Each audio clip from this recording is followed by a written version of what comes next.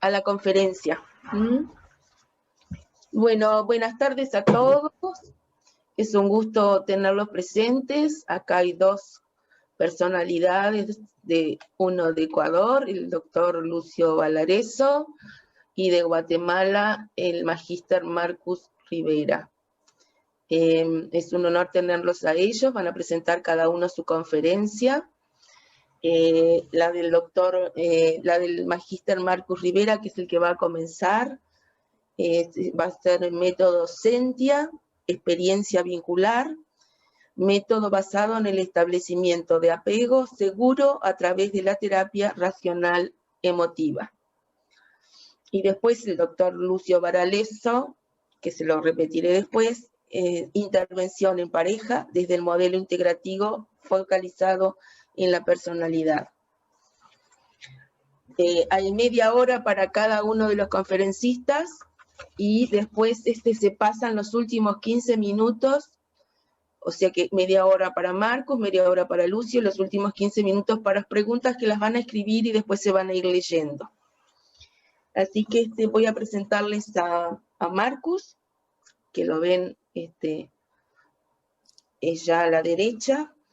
Es presidente de la Asociación de Psicoterapia de Guatemala, es máster en neuropsicología por parte de la Universidad Rey Juan Carlos, licenciado en psicología clínica, miembro activo de la Asociación Americana de Psicología, supervisor internacional en terapia cognitivo-conductual en el enfoque racional emotivo por parte de Albert Ellis del Instituto de Nueva York, psicólogo asociado acreditado al nivel de avance y primario de Albert Ellis en Nueva York, especialista en terapia cognitivo-conductual, director del grupo CREAR en Guatemala, director de Academia en Terapia Relacional Emotivo-Conductual de Guatemala, presidente de la Asociación de Psicoterapeutas, creador y facilitador de programas de formación y docente universitario, promotor de congresos por parte del grupo CREARE. Así que, Marcus, cuando quieras empezar con la conferencia, te escuchamos. Ok, súper, muchas gracias. Me cuentan nada más y ahí ya vemos las diapositivas. Sí, perfecto. Ok, bueno, vamos a empezar hablando del método Sentia. En sí, método Sentia es un método que se originó con base en una orientación que es la terapia racional emotiva, tomándola como base, pero también integrando la terapia vincular y terapia de apego con una orientación clara que va a ser el fomentar el restablecimiento de apego seguro entre la diada entre el cuidador y el infante. ¿Cómo hacemos esto? Bueno, para ello es importante que comprendamos algunos fundamentos dentro del marco de la psicoterapia racional emotiva. Por ejemplo, el modelo ABCDEF, que lo podríamos resumir como una serie de elementos que estarán integrando las sesiones de intervención en donde la base se orienta a identificar aquellos patrones de cognición que conllevan a la modificación en el área emocional y por ende también conductual del individuo. En el marco del modelo, es importante que veamos que al final, dentro del aspecto de la crianza, hablaremos que ninguno de los cuidadores está determinado a ejercer la crianza de una forma específica, inclusive con las historias de vida que han tenido, sino que vemos esto como factores influyentes en donde lo que buscaremos es trabajar con los cuidadores, un despertar de conciencia acerca de los esquemas que están lesionándoles en conductas que mantienen en cuanto a la crianza con sus hijos, y también veremos la identificación de ciertos patrones cognitivos con niños, y en el caso de los infantes veremos algunas conductas que son necesarias de integrar en los cuidadores con el fin de suplir necesidades básicas, esto basándose en la teoría de apego de Bowlby, aportes de Ainsworth, Marrone. Entonces, si vemos acá, es importante ver que este modelo lo que conlleva es a una integración entre comprender cómo es el fenómeno de apego y otro aspecto importante, cómo es el fenómeno de trabajo en terapia cognitivo-conductual con el enfoque racional emotivo. Dentro de esto, también es importante que revisemos la intervención que se realiza con cuidadores y delimitemos la importancia que tiene el cuidador dentro del proceso de vinculación con el sujeto inmaduro, en donde lo que se busca es que mediante el apego seguro se provea de cuidados necesarios que le puedan permitir alcanzar la madurez en algún momento específico. Dentro del modelo, lo que se busca es que exista en sí una comprensión holística del fenómeno de apego. Y desde la teoría de la terapia racional emotiva, vemos que Ellis planteaba que el apego es un fenómeno necesario para la supervivencia humana desde una visión cognitiva. Sin embargo, dentro de la misma tendencia humana, se tienden a generar creencias irracionales por parte de los individuos dentro del marco del fenómeno de apego, en donde cada necesidad suplida se transforma en una exigencia dentro del proceso de madurez entre la niñez, adolescencia y la adultez. Entonces, dentro de este marco, ¿qué es lo que buscamos? Integrar un apego en donde se pueda mantener una visión preferencial de las necesidades que no son exigentes para el individuo, que esas las veremos más adelante en cuanto a cuáles son aquellas necesidades que se busca dar entrenamiento a los cuidadores con el objetivo de alcanzarlas. Veremos dentro de los antecedentes también que esta es una terapia vincular, pues que pues utiliza el juego como un recurso orientado a fomentar el vínculo y resolver algunos conflictos. Dentro de este modelo, lo que estamos implementando es un recurso que puede ser utilizado como intervención per se o de forma preventiva para el establecimiento de esquemas racionales para los individuos. Bueno, ahora hablando ya un poco del método y la distribución que tiene el método fue creado hace 6 años con base en una investigación documental en donde se integraron 21 textos que integraban ciertas características, por ejemplo, el carácter y la formación que tenía el autor para plantear el texto, la validez científica, etcétera, en donde se buscó identificar cuáles eran las conductas necesarias para que un niño desarrollara apego seguro. ¿Sí? Este modelo al final se orienta a restablecer el apego seguro y los beneficios que el mismo conlleva. Como vemos en teorías actuales de apego, vemos que dentro de los fenómenos problemáticos de cada individuo, generalmente existe un precedente de un apego ambivalente, evitativo o inseguro, así como el surgimiento de características de apego reactivas que preceden la existencia de una morbilidad. Dentro de eso es importante que comprendamos algunos conceptos de cómo se establecen y cómo se tipifican en el marco del modelo del método Sentia. Primero, acá tenemos que tener claro que es una integración de dos teorías, en donde estamos hablando, por un lado, de la teoría del apego y por otro lado, la teoría de la terapia racional emotivo y cognitivo-conductual. El apego dentro del método es descrito como Siegel lo integra como un conjunto de patrones repetidos de las interacciones entre los niños y sus cuidadores.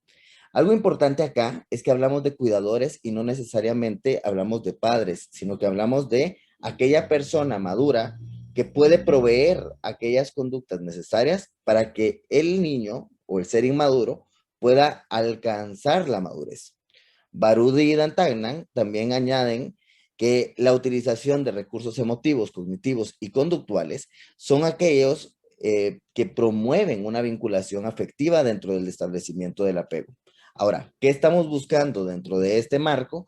Es que las conductas, las emociones y las cogniciones que se integren se mantengan dentro de un contexto no perturbador que permita desarrollar un apego seguro y con ello patrones saludables de conducta en el niño. Sentia, al final, es un modelo, es un método, perdón, basado en la teoría de apego de Bowlby y orientada al desarrollo de algunos modelos operativos internos. Aquellos modelos operativos internos, que son mapas cognitivos, son aquellos esquemas que voy desarrollando durante la infancia que me enseñan cómo interpreto el medio. Entonces, dentro de esta interacción, bueno, dentro de esta interpretación de los mapas operativos, lo que hacemos es ver cómo estos mapas operativos forman mapas cognitivos y esquemas cognitivos que son la base de las cogniciones irracionales o racionales en caso sean desarrolladas de forma saludable y no perturbadora. Y con base en estos esquemas cognitivos es como el niño aprende a visualizar el entorno. Les doy un ejemplo. Supongamos, el día de hoy vemos que tengo un familiar que está siendo criado con un apego dependiente, en donde el esquema que está introyectando y asumiendo como propio es necesito de los demás para estar seguro. Este esquema, si se llega a instalar, va a actuar dentro del marco de la adolescencia y de adultez como un esquema que se activará ante cualquier estímulo que el individuo venga e interprete como inseguro, y al activar este esquema cognitivo, como cascada se activará una respuesta de ansiedad y una respuesta de dependencia. Entonces lo que buscamos es que al final, dentro del esquema de crianza, fomentemos esquemas saludables que permitan mantener una orientación que respete la biología, la genética y las características propias del individuo, pero con creencias flexibles, lógicas, orientadas a metas y que se orienten a, sobre todo, mantener una consistencia con la lógica y la ciencia. Otro concepto que es importante entender para el método es cuáles son esas creencias irracionales de la crianza. Las creencias irracionales de la crianza son creencias específicas que tienen los cuidadores acerca de cómo un hijo o hija debe de ser criado, ¿sí? Entonces, estas creencias muchas veces son repeticiones de esquemas de lo que configuró previamente en su infancia y reforzó en la adolescencia y adultez este adulto y está transmitiendo a su hijo o hija. Entonces, dentro de estas creencias irracionales, vemos que estas creencias fungen como una base de la culpa de los cuidadores, que también se trabaja dentro de los primeros momentos del modelo, surge como una base de patrones comportamentales, por ejemplo, de una disciplina autoritaria, donde, por ejemplo, un esquema que pudiese estar detrás de un modelo de crianza autoritario podría ser los niños necesitan de una guía, de lo contrario no sabrán cómo madurar correctamente. Entonces, se busca identificar cuáles son esos patrones de crianza que el cuidador mantiene con el objetivo de modificarlos, flexibilizarlos, de orientarlos a metas específicas que les permitan, por un lado, experimentar emociones saludables y que estas emociones vayan acompañadas de conductas funcionales y adaptativas acorde a las metas específicas de crianza que desean los cuidadores. Dentro de este marco también es importante que veamos la terapia vincular, donde lo que hacemos es mantener sesiones de terapia grupal o individual en donde se intervienen estas relaciones de vínculo y establecimiento de vínculo entre el cuidador y el infante. ¿Cuál es la finalidad de Sentia? La finalidad de base es que los cuidadores e infantes desarrollen esquemas racionales flexibles y que pueda permitirle así al niño ser provisto de cuidados saludables y no perturbadores, y a los cuidadores proveer de estos cuidados de forma flexible, evitar la culpa en el cuidador. Por ejemplo, hablo mucho de la culpa porque la culpa funge como una emoción que acompaña conductas de sobreprotección, por ejemplo, o las creencias irracionales, inflexibles, demandantes hacia el hijo, en donde vemos que se puede activar un patrón comportamental de agresión con una base emocional de enojo, ¿sí?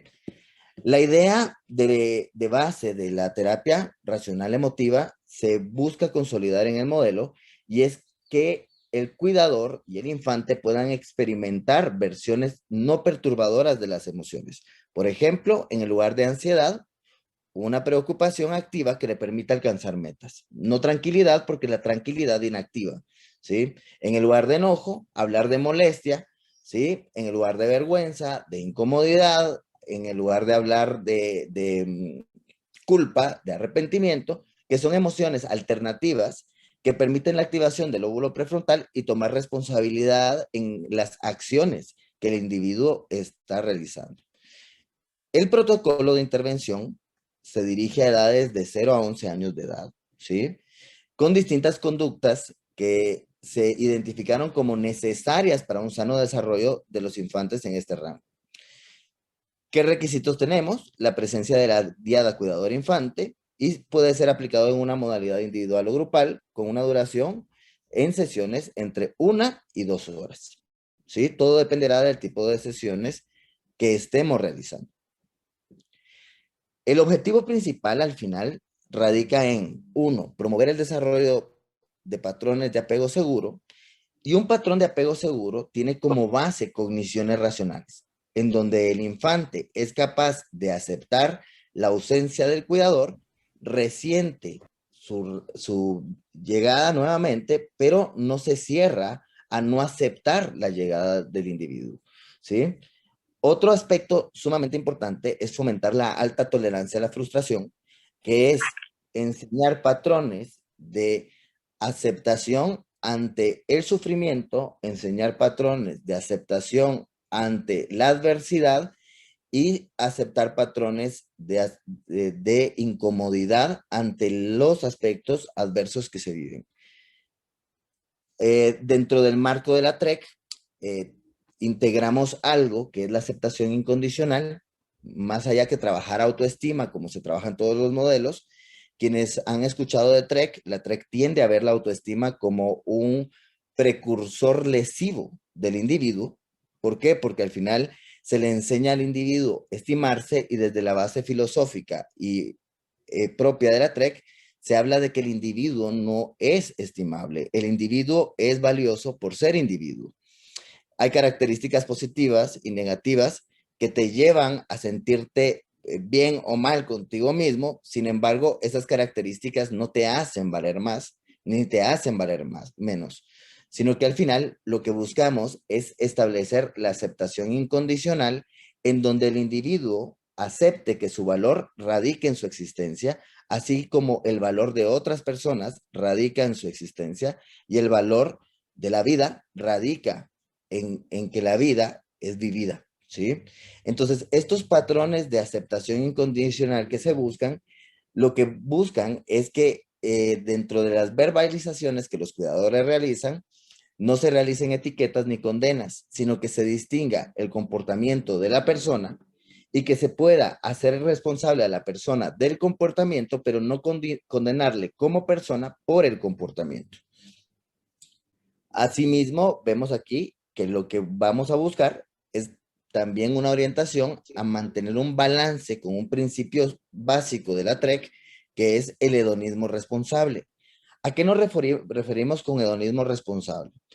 A aquella orientación de buscar alcanzar el placer, pero también respetar la libertad del otro y que mis límites terminan cuando los límites del otro empiezan, ¿sí? Entonces, al final, mi búsqueda de placer no se orientará por encima de los derechos de otro individuo. Estos son objetivos principales que buscamos y que se explican a los cuidadores desde el principio de las sesiones para que sepan en qué filosofía nos estamos basando.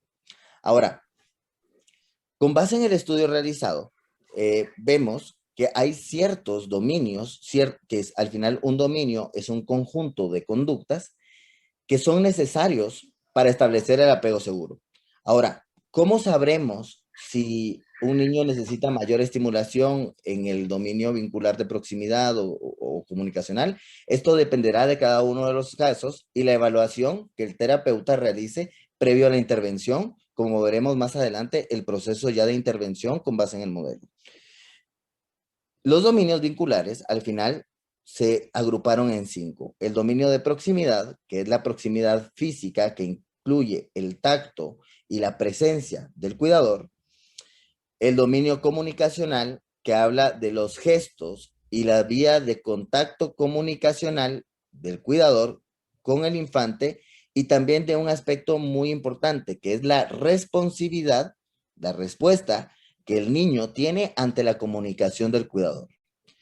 El dominio nutrimental, que se basa en el suplir las necesidades básicas de abrigo, cuidado, protección, alimentación del niño. El dominio estructural, que es el dominio orientado a fomentar la creatividad, pero también al establecimiento de límites, ¿sí? Y por último, el dominio de autocuidado, en donde lo que se busca es que ambos promuevan actividades de desarrollo personal y de autocuidado de forma independiente como personas. Ahora, ¿cómo llevamos a cabo la intervención? La intervención se lleva a cabo en distintas fases.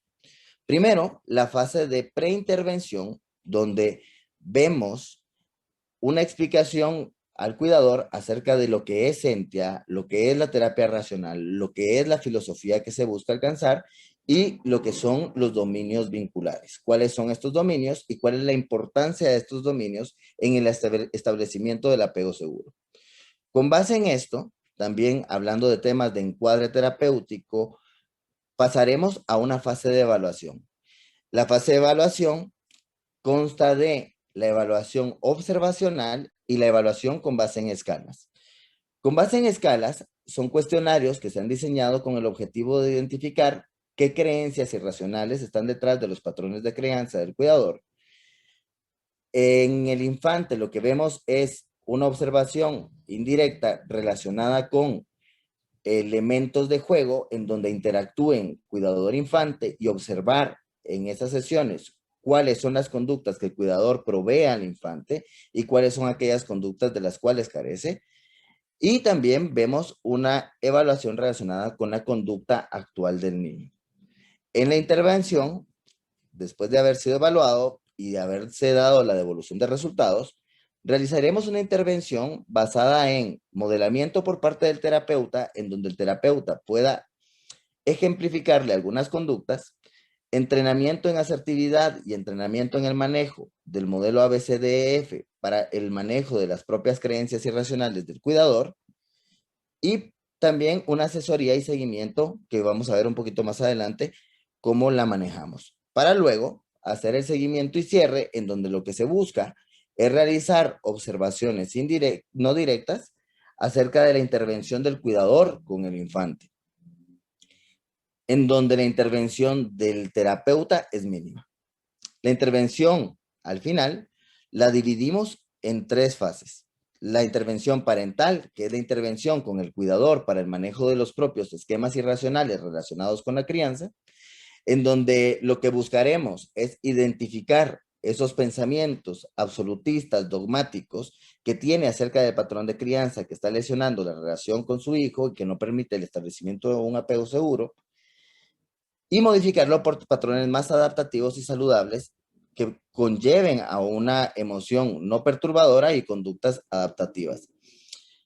Luego hablaremos de la intervención diádica que se realiza en 6 sesiones, en donde integraremos al niño dentro de las sesiones y lo que haremos es una estructura de sesión en donde la dinámica será juego y dentro del juego utilizaremos las conductas de los dominios vinculares.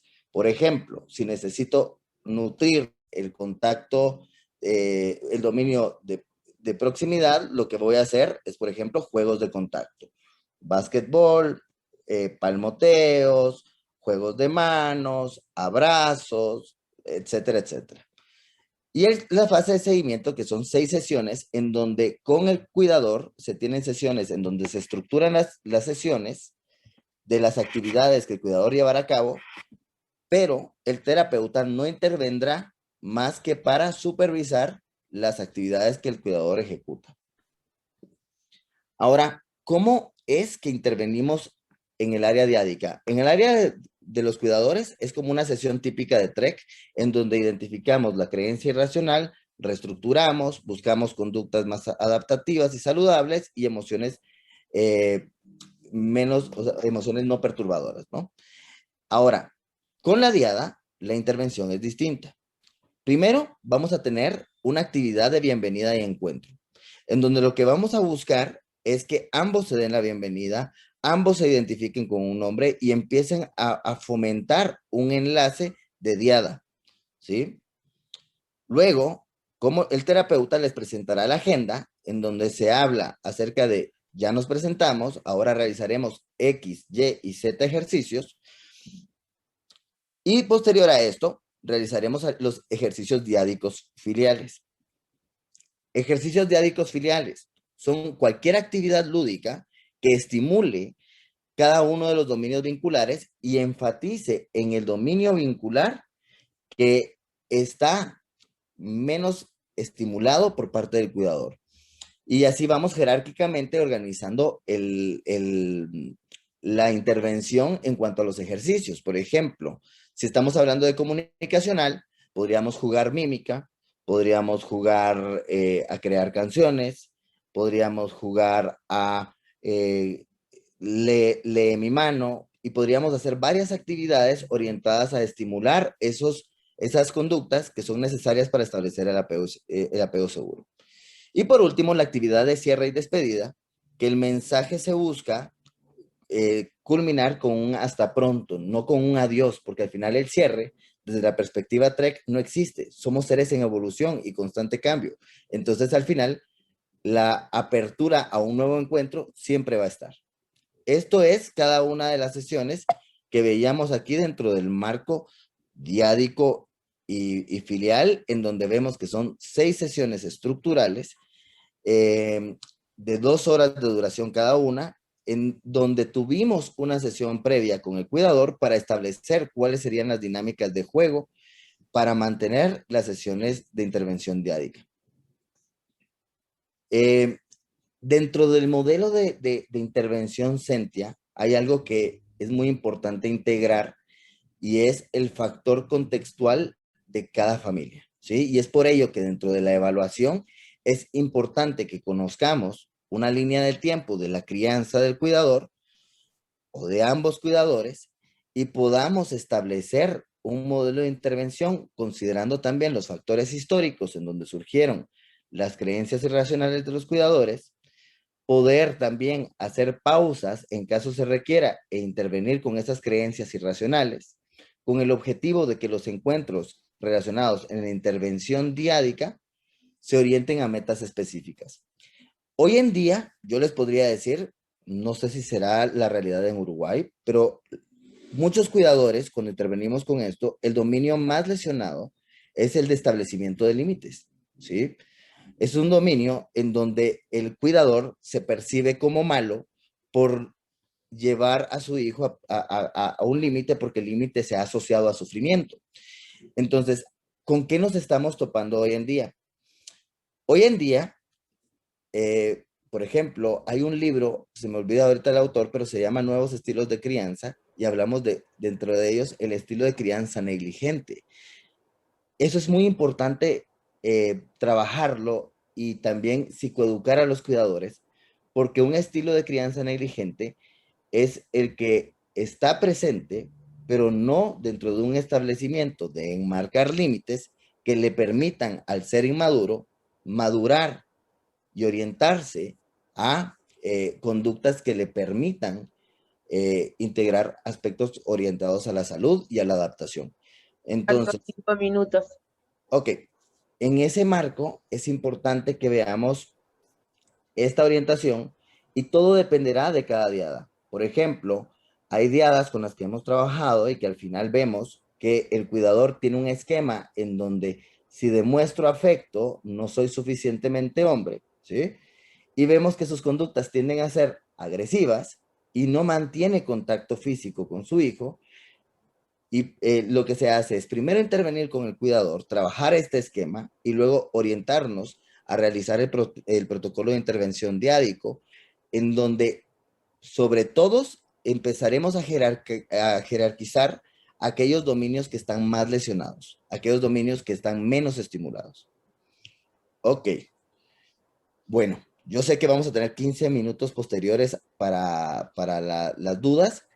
Sí. Les dejo el contacto. Mi nombre es Marcus Rivera. Aquí está mi correo electrónico. En caso quisieran conseguir o que les enviaran el manual, pueden contactar directamente a la editorial que es la autora del manual prácticamente, que es científica.com, editores, y me contacto por cualquier cosa o duda en lo que les pueda apoyar. Muchísimas gracias. Marcus, muchas gracias a ti. Me gustaría retomar dos frases tuyas que me llegaron mucho. El individuo es valioso por ser individuo, su valor radica en la existencia, en su existencia, y el valor de la vida radica en ser vivida. Total. Y después dijiste también que el cierre en perspectiva Trek no existe y es simplemente un hasta luego. Exacto. Así que muchas gracias por tu participación y pasamos al doctor Lucio. Le pedimos que prenda el micrófono. Excelente, muchas gracias, hasta luego. Hasta luego.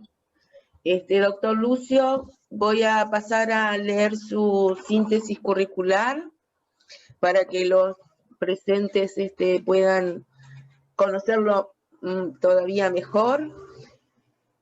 A ver, ¿qué pasó acá? No sé si me ven, sí.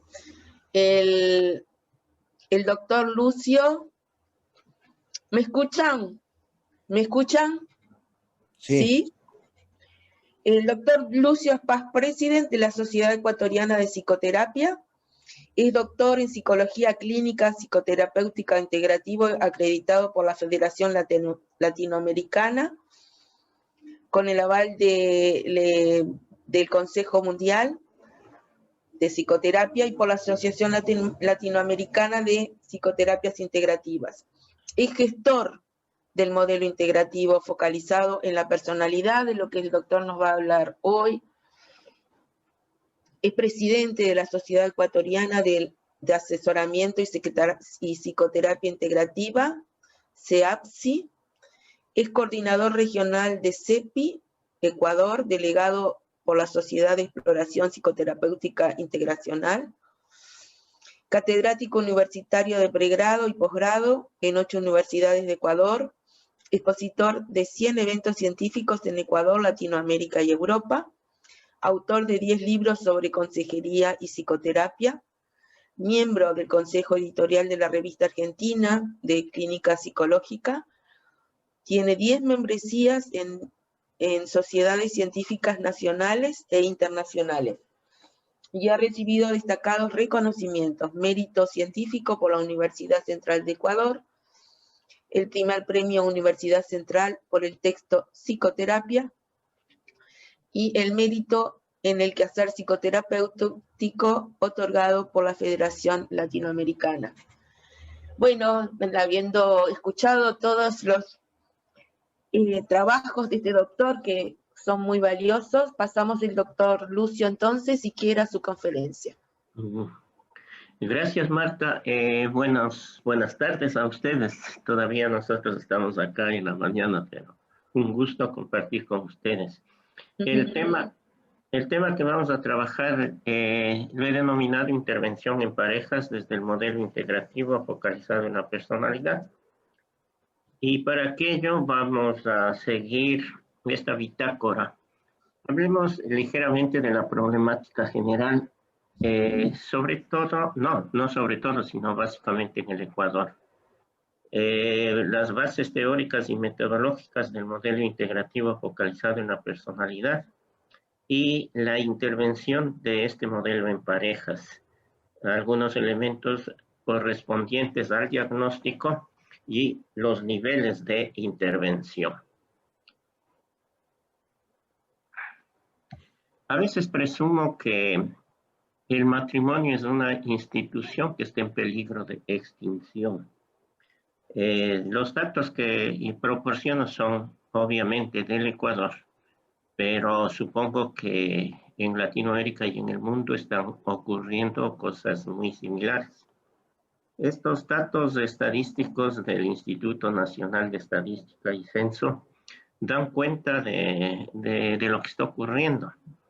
Los registros del 18 y del 20, solo para compararles, nos informan que se han dado 60.849 matrimonios en el año 2018 y a su vez se han producido 25.670 divorcios. Esto equivale aproximadamente al 48%, es decir, casi la mitad de los matrimonios se deshacen. En el 20 seguramente la pandemia impidió que se casen más y se divorcien también más. Entonces la cifra alcanza 38.938 matrimonios y 14.568 de divorcios. También el porcentaje es extremadamente alto. Si observamos nosotros en qué edad se casan varones y mujeres, observamos que en los varones la media está en 33 años y en las mujeres 30 años. Y los divorcios se presentan a los 42 años en los varones y 39 años en mujeres. Y la duración del matrimonio en los años 18 y 19 dan cuenta de 14 años y de 15 años. Este es un problema como se puede observar, que nos dicen dos o tres aspectos generales. Primero, el matrimonio, decía, ya es una institución en peligro. Definitivamente los jóvenes, las jóvenes ya no ven el matrimonio como un elemento básico y fundamental. De hecho, la edad del matrimonio también ha subido interesantemente. En años anteriores se consideraba que la edad media en que hombres y mujeres se casaban estaba alrededor de los 24 años, 23 años. Hoy casi no quieren casarse ni hombres ni mujeres. Inclusive hay mujeres que no desean ni tener hijos, ¿no? Y miren ustedes, la duración del matrimonio es apenas 14 o 15 años. Y otro tema concomitante es el de la violencia, ¿no? Estos datos son de la Agenda Nacional de las Mujeres y la Igualdad de Género. Estadísticas de los años 14 al 19 nos informan que 6 de cada 10 mujeres, esto es del 60% de la población total de mujeres en el país, han vivido algún tipo de violencia de género en diversos ámbitos y por diversas personas. Significa cerca de 3.260.340 mujeres. ¿Cuáles son los tipos de violencia que se presentan? En primer lugar, la violencia psicológica, la mitad de los casos, la violencia física, la violencia sexual y la violencia patrimonial. No presento otros cuadros, pero también hay estudios relacionados con los diferentes grupos étnicos. Y esto no es característico de un grupo étnico, se encuentran en todos los grupos étnicos que existen en el país. Por lo tanto, consideramos que lo que estamos observando en nuestro medio es una alta frecuencia de la intervención en pareja, ¿no? Debería tomarse indudablemente un terreno más preventivo, pero mientras aquello no ocurra, nos encontramos ya con un problema que se refleja en la relación de pareja o en la relación matrimonial. Los fundamentos teóricos solamente citaré los más importantes porque nos interesa más ver cómo actúa el modelo en estos casos. Necesariamente hay que definir la personalidad y cuando asumimos una definición, consideramos que hay dos elementos estructurales que conforman la personalidad. Componentes biológicos y componentes socioculturales. Los elementos estructurales están determinados por el componente biológico, que a su vez estructuran el temperamento. Estas teorizaciones han sido abordadas por diferentes corrientes, como ustedes recuerdan, y en el campo biológico vemos nosotros cuatro conceptos fundamentales: los elementos genéticos, los procesos neuropsicológicos, los factores endocrinos y los factores bioquímicos. Y dentro de los componentes socioculturales, tomamos en consideración sobre todo las experiencias tempranas. Desde cualquier teoría se refieren, pues, con diferente denominación, con diferente perspectiva, pero lo que ocurre en los primeros años de todas maneras influye en una persona. para nosotros influye en el contexto y en la estructura de la personalidad. Y esto es lo que estaría conformando el carácter, ¿no? Entonces, esta interrelación entre el terreno biológico y el campo sociocultural estaría determinando, en síntesis, una categoría nueva que es lo psicológico. Y dentro de esta categoría nueva que es lo psicológico, pensamos que la personalidad a su vez asume una condición de función integradora. Y esta función integradora denominada personalidad genera maneras particulares e individuales de percibir, pensar, sentir, actuar y relacionarse con las demás personas. Utilizamos una tipología que considera estos 4 grupos, ¿no? Personalidades cognitivas, personalidades afectivas, personalidades comportamentales y personalidades relacionales. Estas dimensiones a su vez conllevan una división en las personalidades cognitivas en estilos anancásticos y estilos paranoides, en las personalidades afectivas un estilo histriónico, un estilo ciclotímico, en las personalidades comportamentales un estilo inestable, y en las personalidades relacionales, estilos evitativos, esquizotímicos y dependientes. Al proporcionar una tipología que conlleva una propuesta dimensional, obviamente consideramos que los rasgos de personalidad se distribuyen en cualquiera de estas 4 categorías, pero obviamente alguna de estas categorías es la que prevalece en el comportamiento del sujeto, en el comportamiento no solo que tiene que ver en su individualidad, sino en lo que nos estamos refiriendo en los momentos actuales, en la relación de pareja, en la relación familiar, en la relación social.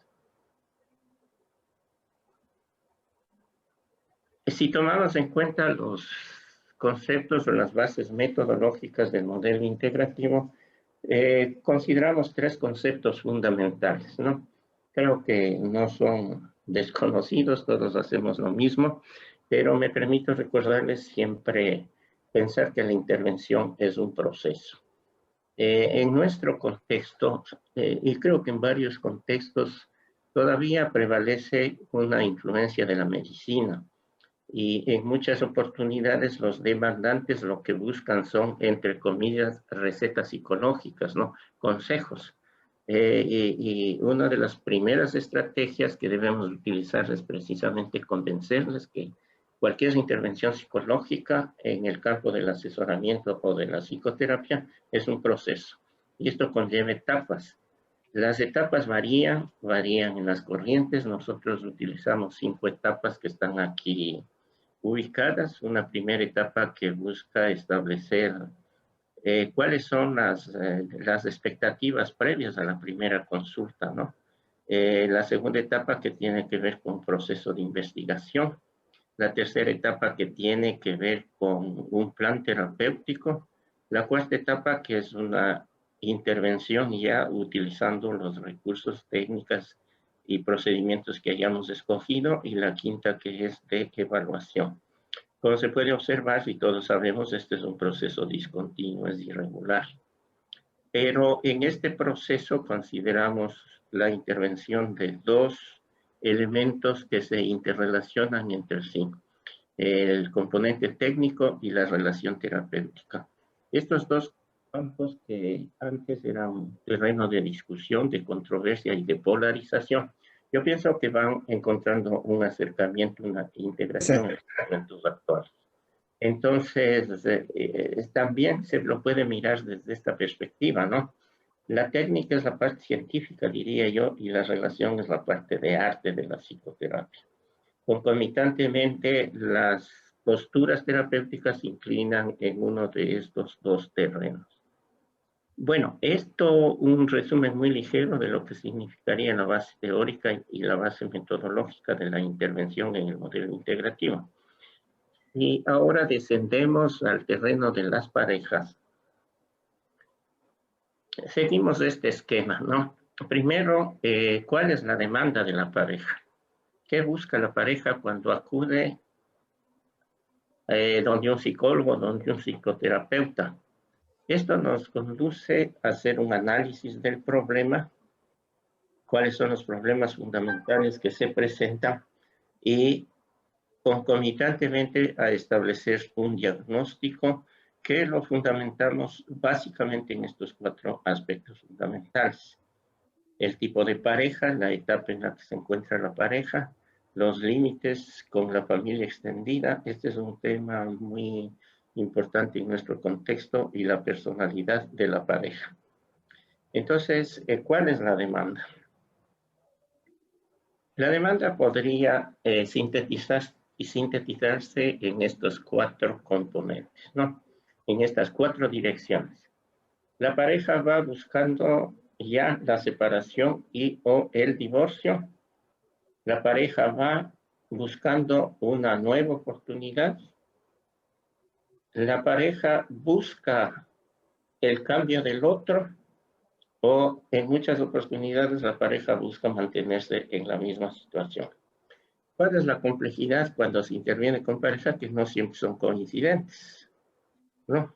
Entonces es bastante probable que uno de los miembros esté buscando una reconciliación, una consolidación, buscar nuevas relaciones, un ajuste en la relación de pareja, pero a lo mejor la otra persona está decidida ya a separarse.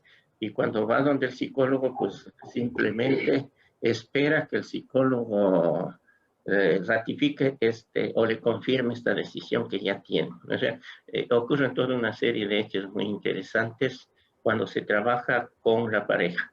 Metodológicamente nosotros preferimos tener intervenciones por separado. No trabajamos desde el inicio en forma conjunta, porque generalmente se incrementan los procesos defensivos de las personas. Cuando trabajamos individualmente tenemos mayor acceso a los pensamientos y sentimientos que tiene cada uno de ellos con relación a sí mismo, a la pareja y a la relación entre ellos. Entonces, estos son los principales motivos por los cuales la pareja acude. ¿Y cuál es el problema o cuáles son los problemas más comunes con los que nos enfrentamos? Estos. Y comenzaría yo por la infidelidad, el maltrato, la injerencia familiar, los problemas económicos y la incompatibilidad sexual. Seguramente esta demanda o este problema ha descendido mucho, ¿no? Pero el que más se representa en el contexto es el de la infidelidad. La mayoría de parejas asisten cuando se ha producido una infidelidad de la pareja.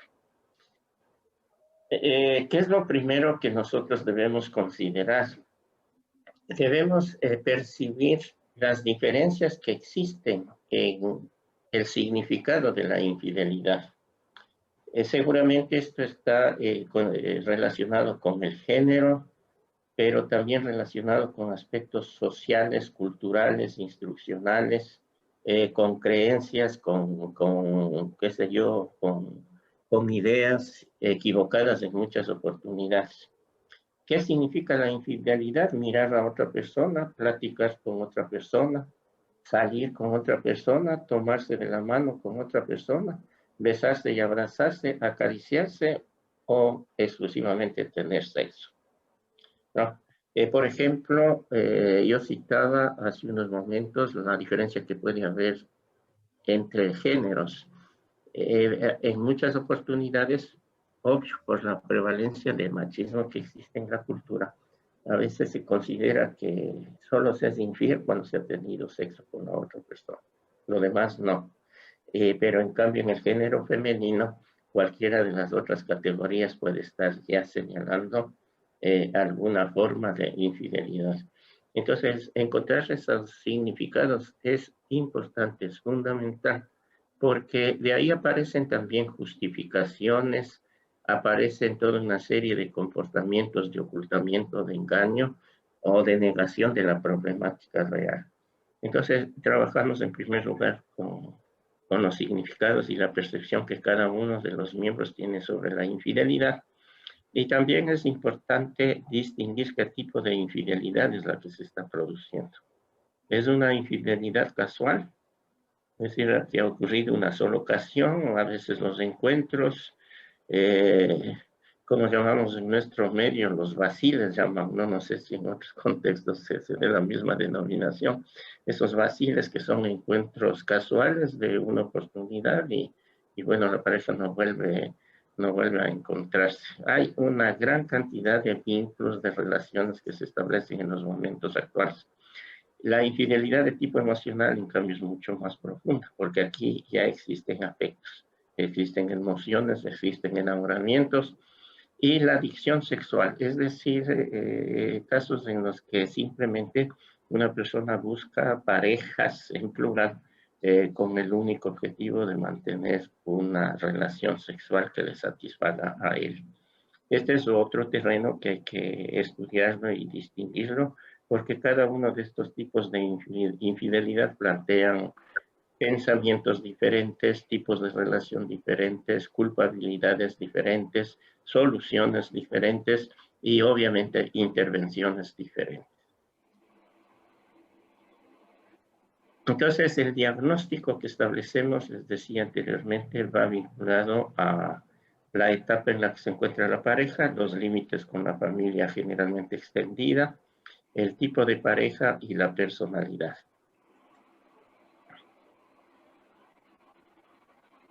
Tenemos una descripción aquí de los tipos de pareja. Miren, ustedes pueden acudir pareja de casados, personas que tienen unión libre, parejas ocasionales, parejas en una relación irregular y otro tipo de parejas. Diagnosticamos la etapa en la que se encuentra la pareja y asumimos nosotros esta descripción. Esta es la etapa llamada de la luna de miel, la etapa romántica, una etapa en la que obviamente se está tan enamorados que se justifica todo y uno tiene una distorsión paratáxica que le hace mirar a su pareja como lo mejor del mundo, como algo que es lo que estaba soñando y esperanzado toda la vida.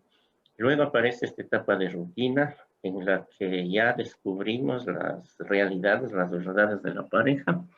Luego hay una etapa en la que se lucha por el poder.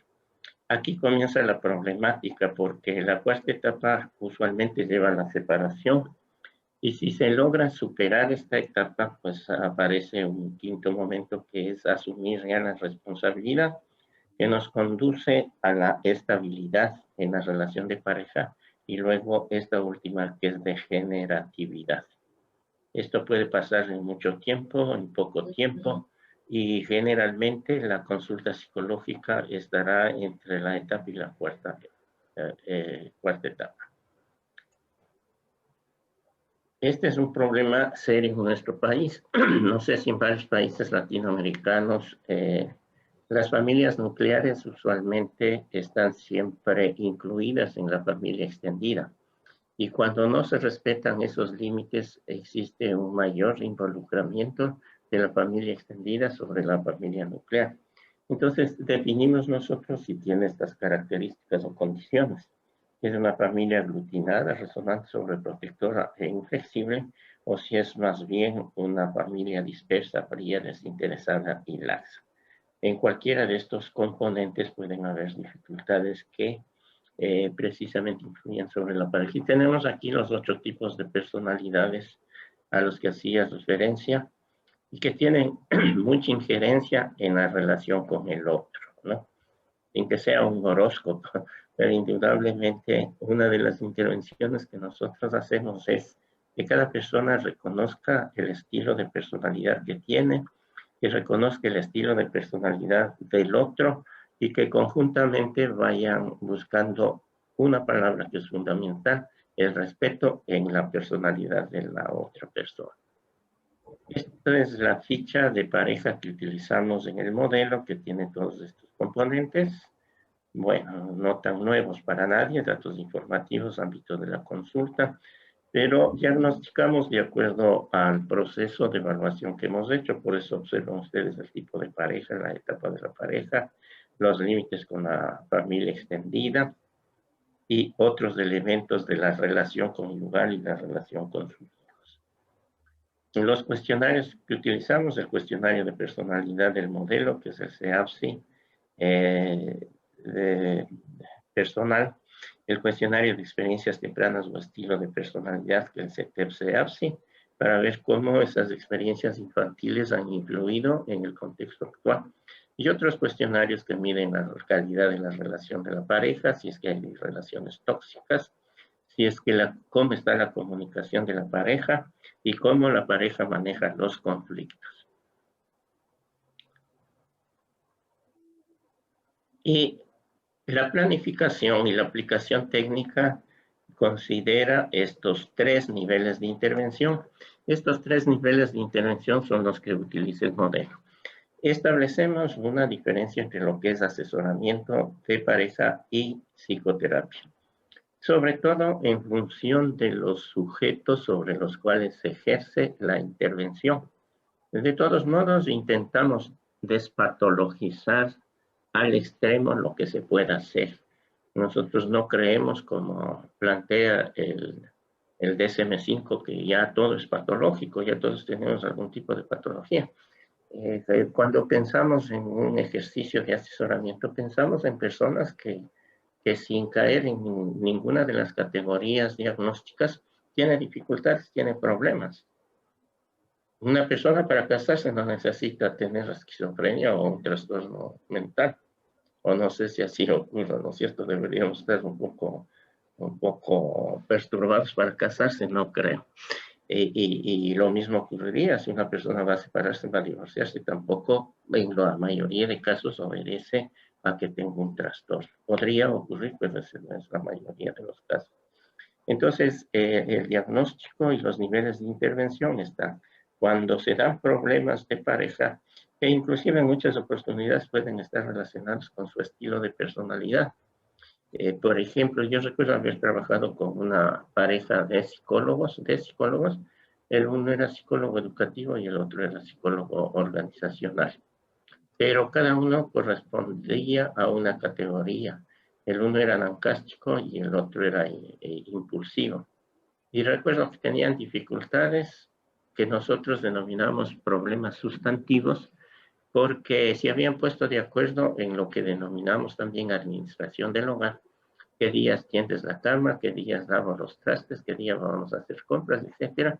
Pero pueden ustedes suponer que el día que le correspondía a ella, que era nancástica, tender su cama, así bien doblado. Pero el día que le correspondía tender la cama, pues no tendía, yo digo, extendía las cobijas y esto generaba conflictos. O el momento que tenían que lavar los platos, cada quien hacía de acuerdo a su estilo de personalidad. Eso en 2 componentes tan triviales aparentemente, pero que luego van generando dificultades, problemas, y este problema que inicialmente es sustantivo se transforma en un conflicto emocional. Ya tiene otra naturaleza. Luego, esto es menor en la intervención porque es posible que un conflicto de pareja genere alguna sintomatología y que de alguna manera se requiera trabajar sobre ansiedad, sobre depresión, concomitantemente a la intervención en la pareja. Nos interesa básicamente no modificar, pero sí flexibilizar o rigidificar los estilos de personalidad de la pareja. Nos ha parecido muy importante que en el proceso terapéutico se lo haga sobre valores. 5 minutos, doctor. Cómo no, muchas gracias. Esto nos ha parecido fundamental porque si nosotros analizamos estos valores, amor, lealtad, respeto, confianza, solidaridad, comprensión, esto es lo que une a la pareja. Y con seguridad, esta primera categoría es la más importante. Todos estarán de acuerdo en que si este componente afectivo, este componente cognitivo, no es tan fácil definir al amor, está ausente, ninguna intervención va a conseguirse. Luego tenemos la lealtad y el respeto. Básicamente estos son los 3 valores fundamentales sobre los que hay que primero evaluar y luego trabajar. Bueno, a veces llamamos falso arreglo porque en muchos casos la pareja cree que la meta, el objetivo fundamental de la terapia de pareja es que tengan relaciones sexuales, ¿no? Eso ocurre en nuestro contexto y creen que de esa manera se arregla el asunto y no es así. Entonces, cuando hay conflictos en la pareja, seguimos nosotros esta metodología, esta forma de evaluar, analizar el conflicto en estos 4 componentes. Les decía hace un momento, uno tiene que diferenciar si los conflictos son sustantivos o emocionales, cuáles son los sucesos que disparan esos conflictos y finalmente llegar a una negociación y confrontación. Esto cuando es asesoramiento de pareja, ¿no?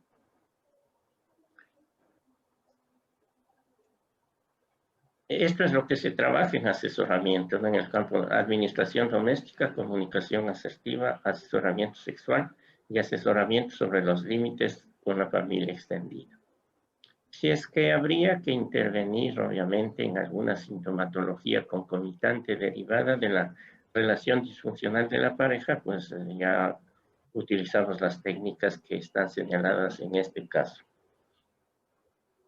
Y sobre la personalidad, trabajamos con básicamente estos 4 componentes. El autoconocimiento a través del reactivo que nosotros tenemos de personalidad. Hacemos un FODA individual y de pareja, es decir, que cada quien analice las fortalezas, debilidades que tiene su personalidad y cómo influye en la pareja. Se realizan ejercicios y se mandan intervenciones para que ellos realicen fuera de la sesión. Entonces, este es cómo se induce el autoconocimiento y el conocimiento del otro, la aplicación del cuestionario de personalidad, procesos de psicoeducación y análisis de la afectación en la relación. El resultado final debe ser esto, ¿no? Conseguir el respeto del otro, la comprensión del otro como tarea fundamental de la terapia de pareja. Estas son tareas de intercesión e intersección que se efectúan. Y terminamos con estas frases, ¿no? De Erich Fromm y de Carl Gustav Jung que decían, resulta paradójico en el amor que 2 seres se hagan uno y a la vez sigan siendo 2. Es decir, como que se marca así una interrelación, pero cada quien mantiene su individualidad. Y Jung decía, el encuentro de 2 personas es como el contacto de 2 sustancias químicas. Si hay alguna reacción, ambas se transforman. Yo creo que eso es lo que va ocurriendo en una relación de pareja. Bueno, muchas gracias a ustedes por la atención. Doctor, por la conferencia, muy interesante. Yo quería tomar unas cositas antes de pasar a la pregunta, muy breve.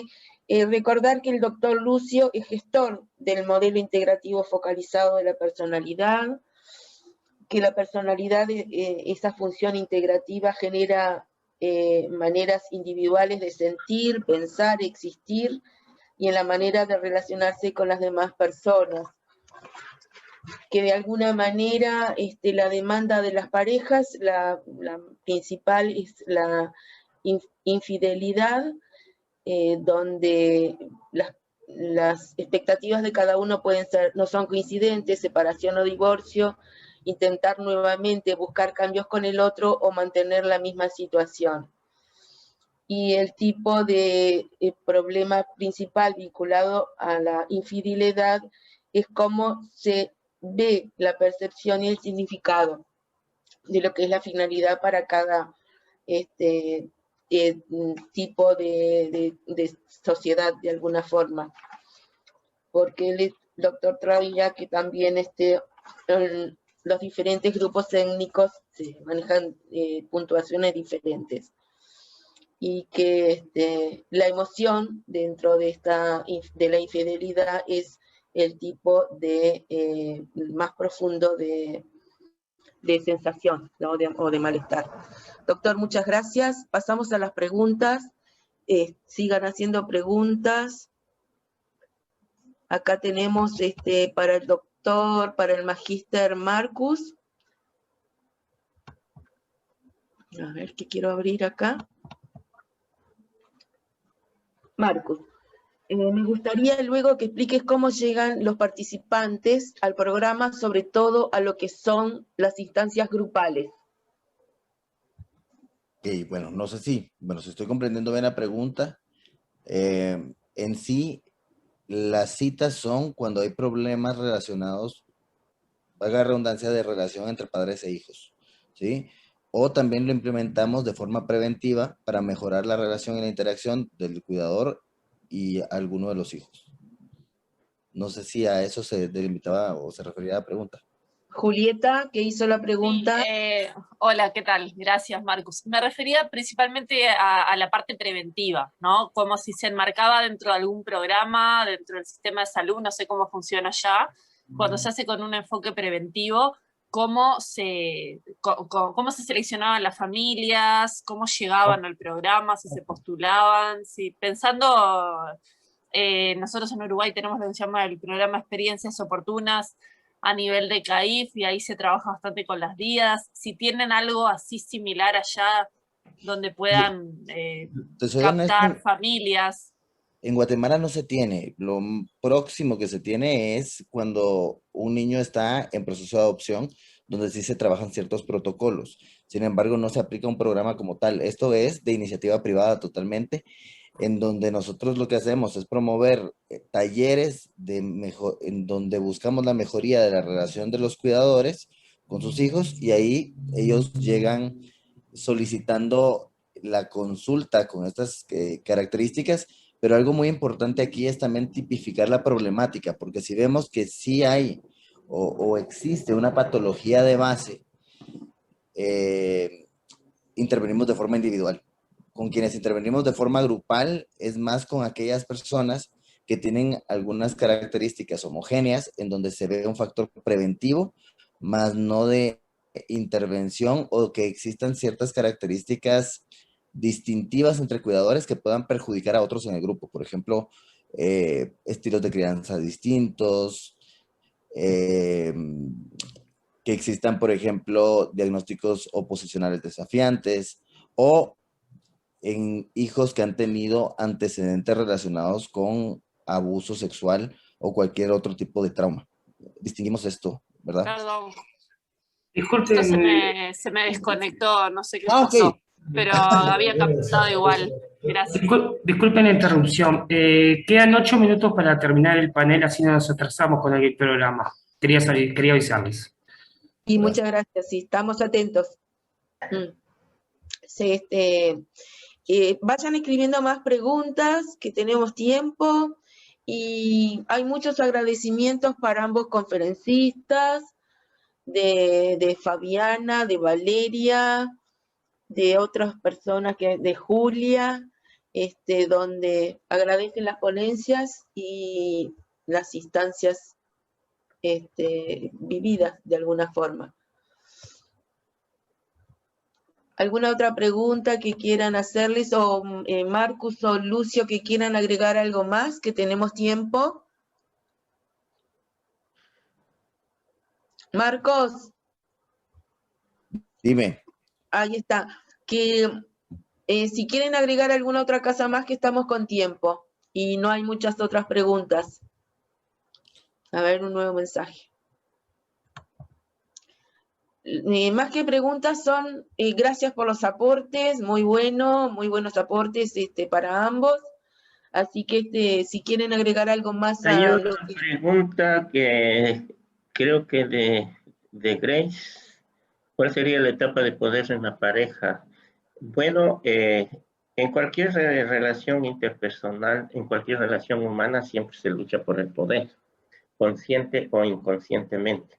De tal modo que en una pareja se lucha por el poder en un momento determinado, en una relación docente-discente, en una relación jefes subalternos, en una disputa entre hermanos, siempre se lucha por el poder, como que la teoría adleriana de alguna manera aparece.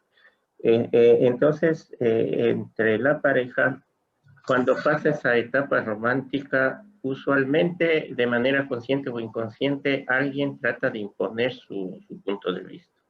Es posible que la pareja llegue a acoplarse de una manera apropiada, cediendo, todo depende de niveles culturales. Ustedes se darán cuenta, por ejemplo, en nuestro contexto hay un machismo terrible en algunas culturas. Entonces, el machismo inclusive es aceptado por el género femenino. A veces en las culturas indígenas este es un problema muy serio. Pero si nosotros vamos a otro contexto, ya de personas con instrucción, hay problemas básicos, por ejemplo, miren, el tema de las visitas a la familia política. Esto es un grave problema en nuestro contexto, ¿no? Porque al inicio, en etapa romántica, es posible que se acepte, pero luego en esta etapa de poder, no. ¿Dónde quién vamos? El fin de año es un problema en nuestro contexto. ¿Dónde quién vamos a pasar el fin de año? ¿Dónde tu familia? ¿Dónde mi familia? Y hay toda esta serie de disputas. Se establecen dificultades por los nombres de los hijos, por el sitio en el que van a vivir, por la escuela, el colegio en el que se van a educar, por el carro que se van a comer. Y todo esto es lucha del poder. ¿Por qué vamos a comer ahora? ¿Ven? Son aspectos que parecerían insignificantes, pero que de alguna manera ya están marcando esta situación de búsqueda de poder sobre el otro. Marcos. Dime. Sí, habías hablado un poquito también sobre en el conjunto de conductas la parte del dominio, ¿no? El dominio donde justamente el conjunto de conductas aparece la diádica. Si podías explicar un poquito más eso. En esas 6 sesiones de la diádica. Ok. En las 6 sesiones de la diádica es interacción cuidador-infante, ¿sí? Ahora, con dominios vinculares nos referimos al grupo de conductas que buscamos agrupar con base en el estudio que se realizó previamente, que es el proximal, comunicacional, nutrimental, autocuidado o estructural. La idea de la evaluación es identificar cuáles de estas conductas no están presentes o están realizándose de una forma no adaptativa o con base en emociones perturbadoras, y con ello empezar a intervenir en esas conductas en donde en las sesiones diádicas lo que se hace es brindar un entrenamiento a los cuidadores en juegos y dinámicas que puedan fomentar el desarrollo de conductas relacionadas con cada uno de los dominios, y poco a poco se espera que cada uno de los cuidadores vaya desarrollando las propias conductas y las vaya proponiendo al terapeuta con el objetivo de realizar estas dinámicas de juego y que éstas puedan trasladarse al contexto natural de la diada, ¿verdad? Sí, bastante más claro. ¿Alguna otra pregunta? Nos quedan 3 minutos nomás, así que vamos a ir cerrando. Agradecerle a los conferencistas, agradecerle a los que estuvieron presentes, a todos los que de alguna manera forman parte de este congreso que es de todos. Y pasamos ahora al acto, a la sala 1. Los siguientes trabajos van a ser solo en la sala 1, que son conferencias, reflexión y uso del lenguaje entre terapeutas, que es Oriana Vilches, entre terapeuta y consultante de Chile, y psicoterapia prematuridad de Emilia Afange de Brasil. Ambas son presidentes de en sus respectivos países de distintas asociaciones. Así que agradecerles el trabajo. La verdad que fueron muy claros y descubrimos cosas nuevas, ¿no? Tanto en lo que tenga que ver con la pareja y todas las causas, las demandas, y también en el contacto con los niños, donde de alguna manera no nombramos la parentalidad, sino los acompañantes, dijiste, Marcos, no. ¿Cuidadores? Cuidadores, ahí está. Bueno, nos despedimos entonces, muchas gracias, y en la sala 1 nos encontramos todos. Adiós. Adiós. Adiós.